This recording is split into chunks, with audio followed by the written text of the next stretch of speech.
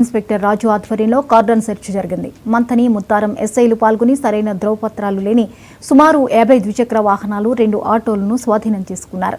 ఎవరైనా అనుమానితులు కనిపిస్తే పోలీసులకు సమాచారం అందించాలని గ్రామస్తులను సూచించారు.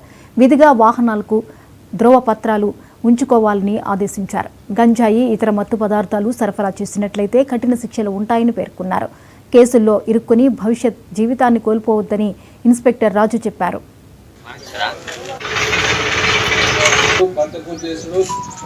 అథారిటీ పంపించు లేతే పెద్ద మనుషులు అని వేరే